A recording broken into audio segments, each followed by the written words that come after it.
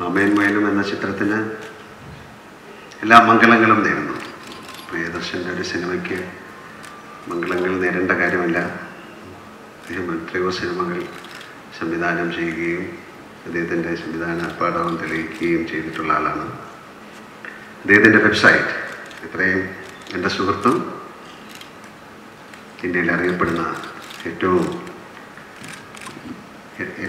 എല്ലാ ആർട്ടിസ്റ്റുകൾക്കും അഭിനയിക്കാൻ താല്പര്യപ്പെടുന്ന സംവിധായകനായ പ്രിയദർശൻ്റെ വെബ്സൈറ്റ് ലോഞ്ച് ചെയ്യാൻ സാധിച്ചതിൽ ഒരു സുഹൃത്ത് എന്ന നിലയിലും ഒരു ആക്ടർ എന്ന നിലയിലും എനിക്ക് വളരെ സന്തോഷമുണ്ട്. എല്ലാവർക്കും വിനീതമായ നമസ്കാരം. പാട്ടിൻ്റെ എക്സ്പീരിയൻസിനേക്കാൾ ഉപരി കുട്ടേട്ടൻ കുറച്ച് മുമ്പ് പറഞ്ഞു എനിക്ക് പ്രിയൻ സിനിമ ചെയ്യാൻ പേടിയാണ്, സന്തോഷമാണ്. ഇത്രയും സിനിമകൾ ചെയ്ത് കഴിഞ്ഞിട്ടും എൻ്റെ അവസ്ഥ ഒന്ന് ആലോചിച്ച് നോക്കുകയാണ്. വെറും സാധാരണക്കാരനായ ഞാൻ അസാധാരണമായ സ്വപ്നം കൊണ്ട് മാത്രമാണ് ഇന്ന് ഇവിടെ നിൽക്കുന്നത്. കാരണം ഫ്ലാഷ് ബാക്ക് പറഞ്ഞ് ബോറടിപ്പിക്കുന്നില്ല, എങ്കിലും പറയാതിരിക്കാൻ നിവൃത്തിയില്ല. കുറച്ച് വർഷങ്ങൾക്ക് മുമ്പ് 6-ാം നമ്പരാൻ എന്ന് പറയുന്ന ചിത്രത്തിൻ്റെ 250-ാം ദിവസത്തിൽ ലാൽ ഫാൻസിൻ്റെ കൂടെ 10 പേരിൽ ഒരാളായിട്ട് ഞാനും പോയിരുന്നു അദ്ദേഹത്തിന് മാലയിടാൻ വേണ്ടിയിട്ട്.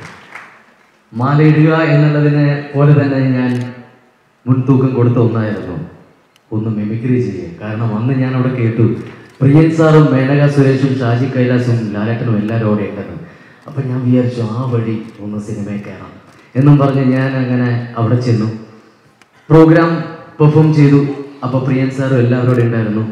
ഞാൻ അന്ന് സ്റ്റാർസിൻ്റെ വോയിസൊക്കെ ഭയങ്കര കാര്യമായിട്ട് ഇമിറ്റേറ്റ് ചെയ്തു. അപ്പോൾ അത് ഒരാൾ മൈൻഡ് ചെയ്തില്ല.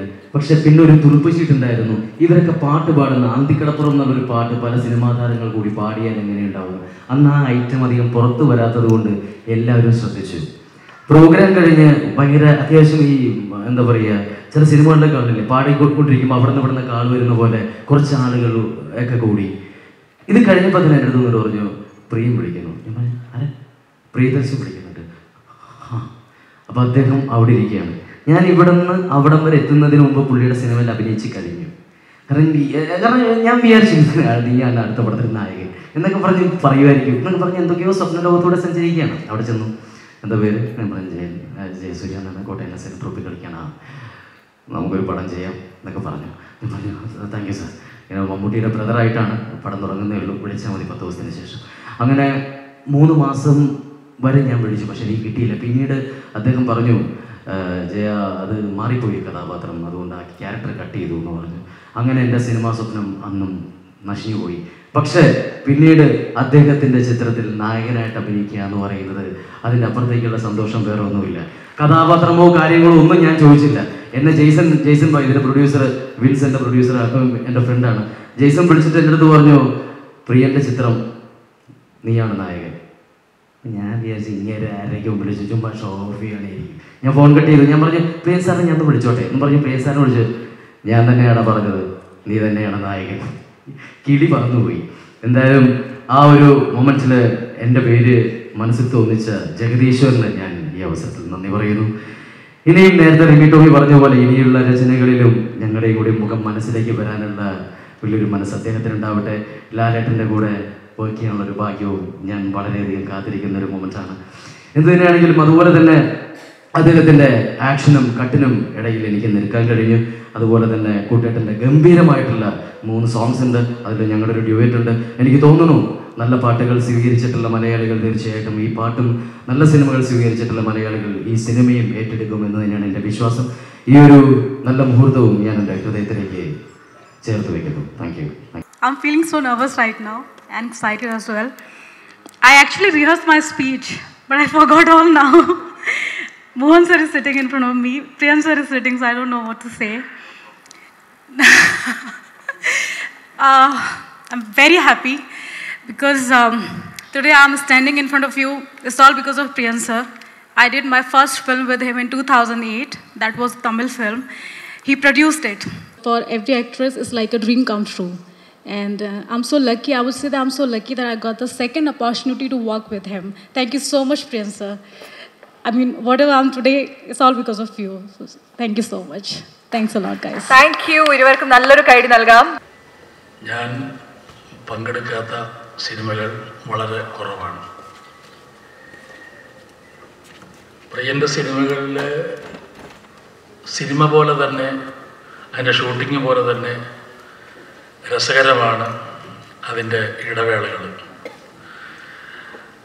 വളരെ സജീവമായ, ഒരുപക്ഷെ നമ്മുടെ ആയുസ്സിൻ്റെ ഒരുപാട് തിരിച്ചു കിട്ടുന്ന, കൂടുതൽ കൂടുതൽ നമ്മൾ ചെറുപ്പത്തിലേക്ക് പോകുന്ന തരത്തിലുള്ള അനുഭവങ്ങളാണ് പ്രിയൻ്റെ സിനിമയുടെ ഷൂട്ടിങ്ങിൽ നിന്ന് കിട്ടുന്നത്.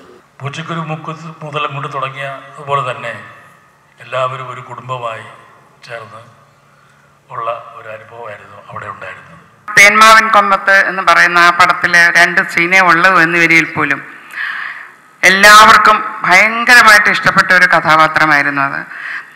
എല്ലാവരും ചൊല്ലണോ ആ പാട്ട് പോലും ആ പടത്തിന് വേണ്ടി എനിക്ക് വേണ്ടി ഉണ്ടാക്കിയതാണോ എന്ന് പോലും എന്നോട് ഓരോരുത്തർ ചോദിച്ചിട്ടുണ്ട്. കാരണം ഏതോ ഒരു പ്രോഗ്രാമിന് പോയപ്പോൾ പാടിയിട്ട് അങ്ങനെയാണ് ആ പടത്തിൽ ആ പാട്ട് പാടാൻ എനിക്ക് അവസരം ചുമ്മാ സീനിൻ്റെ ഇടയിൽ വന്ന ഒരു ഇതായിരുന്നു. പക്ഷെ 2 സീനേ ഉള്ളൂ. ആ പാട്ടും ഭയങ്കരമായിട്ട് എല്ലാവർക്കും ഇഷ്ടപ്പെട്ടു. അതുപോലെ തന്നെ പ്രിയൻ കഴിഞ്ഞ പടത്തിൻ്റെ ഷൂട്ടിംഗ് തുടങ്ങുന്നതിന് മുമ്പ് ഒരു ദിവസം എന്നെ വിളിച്ചു പറഞ്ഞു, ചേച്ചി എൻ്റെ അടുത്ത പടം തുടങ്ങാൻ പോവാണ്, ചേച്ചിക്കൊരു നല്ല വേഷമുണ്ട് എന്ന് പറഞ്ഞു. പക്ഷെ അത് നടന്നില്ല. എന്തോ ജയസൂര്യ പറഞ്ഞ മാതിരി അത് മാറിപ്പോയി. അതിനുശേഷം ഈ പടത്തിന് എന്നെ വിളിക്കുമ്പോഴും പ്രിയൻ തന്നെയാണ് എന്നെ വിളിച്ച് പറയുന്നത്, ചേച്ചി ഒരു വേഷമുണ്ട് എൻ്റെ പടത്തിൽ, മനോരമ മോഹൻ വിളിക്കും എന്ന് പറഞ്ഞപ്പോൾ ഞാൻ ആദ്യം ഉണ്ടായിരിക്കാം അല്ലെങ്കിൽ ഇല്ലായിരിക്കാം, അത്ര വലിയ പ്രതീക്ഷയൊന്നും കൊടുത്തില്ല. പക്ഷെ പിന്നീട് മോഹൻ വിളിച്ചപ്പോൾ എനിക്ക് വളരെയധികം സന്തോഷമായി. ഈ പറഞ്ഞ മാതിരി 2-3 പ്രാവശ്യം കാരക്കുടിയിൽ പോയിട്ട് ഭയങ്കര സന്തോഷത്തിൽ എന്ന് പറഞ്ഞറിയിക്കാൻ പറ്റാത്ത സന്തോഷമായിരുന്നു. അതിന് കൂടെ വേറെ ഒരു സന്തോഷം എന്ന് വെച്ചാൽ ഈ പടം തന്നെ എൻ്റെ മകൻ വർക്ക് ചെയ്തതാണ് പ്രിയദർശൻ്റെ കൂട്ടത്തിൽ. അപ്പോൾ അവനും എൻ്റെ അടുക്ക പറഞ്ഞു, അയ്യോ എനിക്ക് ഭയങ്കര സന്തോഷം തോന്നുന്നുണ്ടെന്ന് അമ്മ ഈ പടത്തിൽ പോയി അഭിനയിക്കുന്നതിലെന്ന് ഭയങ്കര ഇതായിട്ട് എൻ്റെ അടുക്ക പറഞ്ഞു. അങ്ങനെ ഒത്തിരി അനുഭവങ്ങൾ അവിടെ വെച്ചും ഉണ്ടായിട്ടുണ്ട്. എല്ലാവരും ഒരു കൂട്ടായ്മയുടെ നെടുമുടി വേണു, നന്ദു, ഇന്നസെൻറ്റിനെ പറ്റി ഒരു വാക്ക് പറഞ്ഞില്ലെങ്കിൽ ശരിയാവത്തില്ല. കാരണം അദ്ദേഹം MP ആയതിനു ശേഷം 2ാമത്തെ പടം അഭിനയിക്കാൻ വേണ്ടിയാണ് നമ്മുടെ ഈ ലൊക്കേഷനിലേക്ക് വരുന്നത്. അപ്പോൾ ആദ്യം എപ്പോഴും അദ്ദേഹം എവിടെയെങ്കിലും പ്രസംഗിക്കുമ്പോഴൊക്കെ പറയാറുണ്ട്, അദ്ദേഹം സിനിമയിൽ അഭിനയിക്കാൻ വന്നത് കാവ്യ മാധവൻ്റെ കൂട്ടത്തിൽ നവ്യ നായരുടെ കൂടെ ഒക്കെ അഭിനയിക്കാൻ വേണ്ടിയായിരുന്നു. പക്ഷെ ലൊക്കേഷനിൽ ചെല്ലുമ്പോഴത്തേക്കൊണ്ട് KPS ലളിത ഇരിക്കുന്നു എന്ന് പറഞ്ഞ് എന്നെ കളിയാക്കാറുണ്ടായിരുന്നു. അത് കഴിഞ്ഞ് MP ഒക്കെ ആയതിനു ശേഷം അദ്ദേഹം വിചാരിച്ചു പോലും ഇനിയും ലൊക്കേഷനിൽ ചെല്ലുമ്പോഴത്തേക്കും ഒന്നിൽ വിദ്യാബാലനോ അല്ലെങ്കിൽ ആരെങ്കിലും ആയിരിക്കും അഭിനയിക്കുന്നത് കൂടെ. അപ്പം ആ ഒരു സന്തോഷത്തിലായിരുന്നു അദ്ദേഹം വന്നപ്പോൾ ഇതായിരിക്കുന്നു പിന്നെയും ഇവിടെ KPS ലളിത എന്ന് പറഞ്ഞ് എന്നെ കളിയാക്കിക്കൊണ്ടിരുന്നിരുന്നു അവിടെ. ഇപ്പോൾ ഇവിടെ ഇല്ല. MP ആയിട്ട് അദ്ദേഹം ഡൽഹിയിൽ വളരെ വിലസി നടക്കുകയാണ്. അദ്ദേഹത്തിൻ്റെ ഓർമ്മയും കൂടെ ഞാനിവിടെ പങ്കുവയ്ക്കുകയായിരുന്നു. ഈ പടത്തിൻ്റെ എല്ലാ പാട്ടുകളാണെന്നൊരിക്കലും ഇപ്പോൾ കേട്ട 2 പാട്ടും ഏതാണ്ട് അലുവ മാതിരിയായിരിക്കുന്നത് കണ്ടിട്ട്. എന്തോ ഒരു സ്വപ്നലോകത്താണ് നമ്മൾ പോയി പറഞ്ഞ മാതിരി തോന്നി. അതേപോലെ തന്നെ പടവും എല്ലാവരും കണ്ട് ആ ഒരു സന്തോഷം ഞങ്ങൾക്കൊക്കെ ഉള്ള പോലെ, അശോകൻ പറഞ്ഞ പോലെ ഞങ്ങൾക്കൊക്കെ തോന്നിയ ആ ഒരു സന്തോഷം ഇനിയും ഉണ്ടാവട്ടെ, പടം കാണുന്ന എല്ലാ പ്രേക്ഷകർക്കും ഉണ്ടാവട്ടെ എന്ന് ഞാൻ ഈശ്വരനോട് പ്രാർത്ഥിക്കുന്നു. ഇതിൻ്റെ എല്ലാ വിജയത്തിന് വേണ്ടിയിട്ടും ഇതിൻ്റെ എല്ലാ നന്മയ്ക്ക് വേണ്ടിയിട്ടും ദൈവത്തിനോട് പ്രാർത്ഥിക്കുന്നു. നന്ദി, നമസ്കാരം. ഒരു ഇതുവരെ കേൾക്കാത്ത സ്റ്റൈൽ ഒരു രചനയായിരിക്കും. ഒരു പഴയ ഫോക്ക് ടൈപ്പ് ഒരു പാട്ടുകൾ, ഒരു പ്രത്യേക സ്റ്റൈലാണ് ഈ പാട്ട്. വേറെ വിശേഷമൊന്നുമില്ല, കൂടുതൽ സംസാരിക്കുന്നില്ല. കാരണം എനിക്ക് മൈക്ക് തന്നു കഴിഞ്ഞാൽ പെട്ടെന്ന് എനിക്ക് മൈക്ക് കൊടുക്കാൻ ചെറിയൊരു ബുദ്ധിമുട്ടുണ്ട്. നന്ദി, നമസ്കാരം. നമുക്ക് എല്ലാവർക്കും നിങ്ങളെപ്പോലെ ഞാനും ആഗ്രഹിക്കുന്ന ഒരു വൻപിച്ച ഹിറ്റായിട്ട് ഈ പടം എത്തട്ടെ എന്ന്. Thank you. Thank you so much, Rimi Tommy.